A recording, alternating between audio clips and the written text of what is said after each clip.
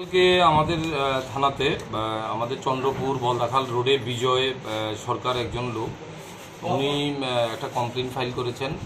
উনি গত 28 কৈলাসহর ওনার ফ্যামিলি নিয়ে শ্বশুরবাড়িতে গেছেন।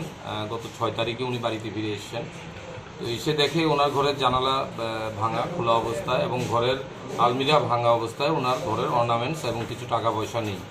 এই বেসিসে উনি একটা কমপ্লেন ফাইল করেছেন। উনি কমপ্লেনে লিখেছেন একটা গোল্ডেন চেইন, 2 পেয়ার কানের রিং, 2টো আংটি, 25,000 টাকা নগদ ক্যাশ ওনার ঘরে ছিল, এগুলো চুরি হয়েছে। এটার পর আমরা একটা কেস রেজিস্টার করেছি গতকালকে। কেসের পর আমরা আমাদের যে প্রিভিয়াস যে চুরির কেসে যেগুলো অ্যারেস্ট হয়েছিল এর মধ্যে সুজিত দাস গুড্ডু, ওকে গতকালকে ওই এলাকাতে ঘোরাঘুরি করতে দেখা গেছে। তখন তাকে সন্দেহভাজন তুলে আনা হয়েছে এবং তাকে জোরালোভাবে জিজ্ঞাসাবাদ করার পর সে স্বীকার করে। সে এবং তার সাথে আরও একজন আছে,